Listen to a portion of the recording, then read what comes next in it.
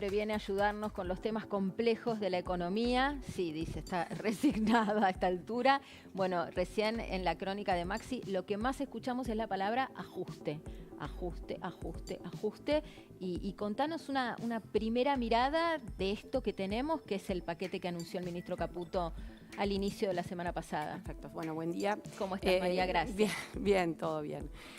Yo creo que cambió la lógica y la discusión y me parece que eso es lo positivo, ¿no? El ajuste lo está empezando a hacer el Estado y como recién nombraba, el problema del déficit lo tiene el gobierno nacional, pero el tamaño del gasto no es solo del gobierno nacional, que es la mitad del gasto público aproximadamente, o sea, entre 20 y 19 puntos del PBI, o sea, lo medimos en relación al PBI, que es el valor agregado de lo que se produce todos los años, pero otro 20 son provincias y municipios, las cuales con los cambios tributarios de coparticipación y reformas tributarias, sobre todo en la mitad del gobierno de Macri, se vieron favorecidas porque reciben más recursos automáticos y la verdad es que lo que hicieron con esos recursos fue, primero, tener en general situaciones de equilibrio fiscal, pero aumentaron la estructura y el gasto.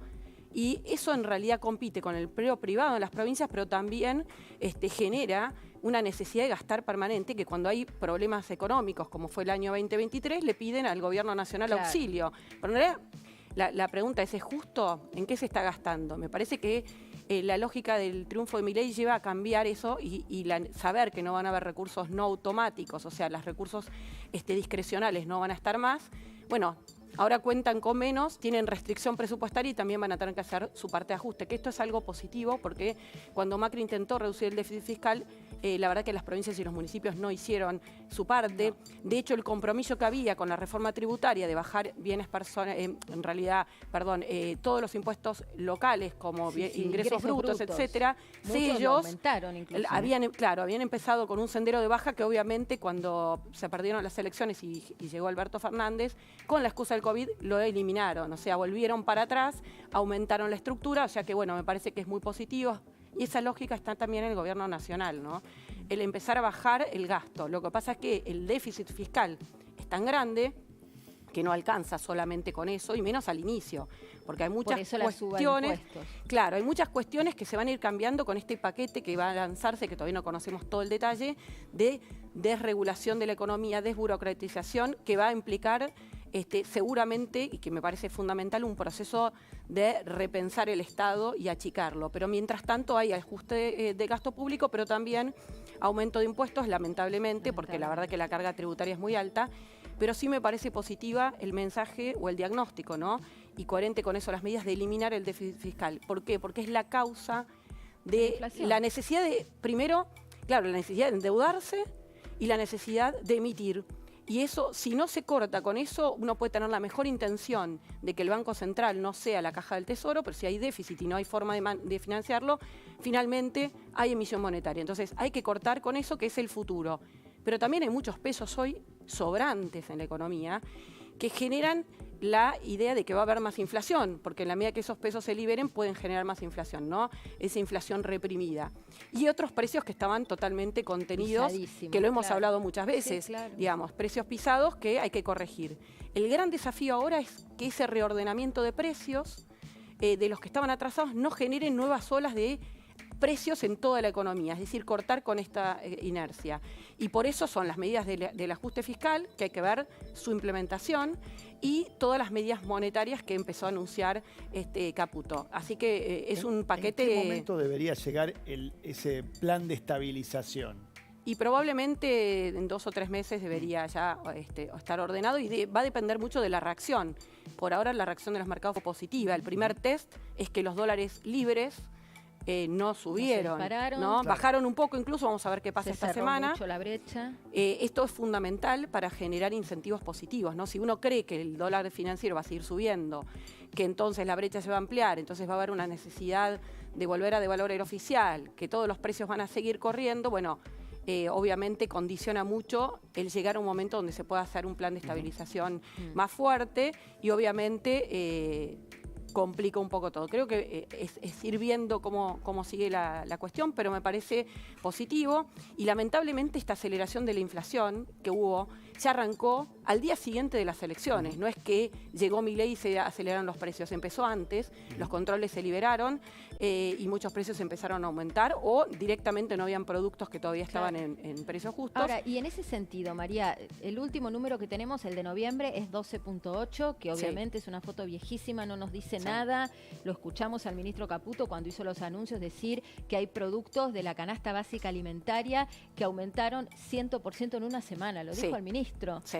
Y se esperan números, yo no sé si decir del veintitanto o de cuánto. Bueno, ahí estuvimos revisando, estuvimos revisando el fin de semana los precios y sí, viene acelerándose ya hace bastante, como te decía recién. La última semana fue muy fuerte, pero están corriendo, si vos preguntás, el promedio del IPC a un 20%. A algunos les da un poco más, a nosotros nos da 20% contra la misma semana del mes anterior y el promedio, el acumulado, no nos da tanto. Todavía creemos que va a estar un poco arriba de 20%. Pero no lo vemos en 30. Sí hay productos puntuales que aumentaron eso y sobre todo aquellos que estaban más reprimidos, ¿no? Soltaron los controles y subieron. Y hay otros que uno ve disparidad de precios y donde de repente tuvieron aumentos exagerados, pero si se estabiliza la expectativa y la gente no lo compra, pueden bajar, ¿no? Entonces hay que ver. Ese es el desafío. Está tan desordenado. Yo veía, lo llevo a mi terreno. Hice compras el fin de semana en el supermercado, veías primeras marcas por debajo de las segundas incluso en precio, porque estaba todo bastante desordenado. Bueno, cuando hay mucha inflación es uno de los problemas, hay dispersión de precios, no hay una guía, uno no sabe a dónde va a ir. Entonces, cada uno pone el precio que le parece, porque la verdad que no sabes cuál va a ser tu costo de reposición. Tenés muchas diferencias entre supermercados, o la misma línea, o la misma cadena en una sucursal y en otra. Y eso tiene que ver con... Ni siquiera hablemos de distritos, no sé, Buenos Aires contra Santa Cruz, por barrios. Dentro de los barrios, a veces ahora los autoservicios o chinos están más baratos que el supermercado grande, que era el que tenía más productos de precios justos. Entonces, esos reordenamientos llevan... Los autoservicios y los chinos están chochos con esto de que no haya... La escuchaba Yolanda, que le mandamos un beso, que es quien encabeza la cámara que nuclea al sector. Bueno, es que ellos no tenían precios justos y además tienen que pagar al contado, los grandes centros tienen otro régimen de pago, entonces era imposible competir y estaban cerrando. Pero creo que está claro que los controles de precios no resuelven nada. Ya en el último tiempo ni siquiera eran eficaces en el corto plazo, porque había 5 tarros de yogur de esa línea de precios justos y a las 9 de la mañana ya no habían. Es decir, era una ilusión. Uno veía el cartel, pero no había producto. Entonces, la verdad que hacer esto lo que genera es que además el resto de los productos del mismo productor recargan el precio de aquel que estaba contenido. Entonces, al final, es difícil cuando uno reordena que haya ajustes a la baja nominal de los precios, ¿no? Entonces, lamentablemente que estos meses van a ser difíciles, pero la apuesta es fuerte.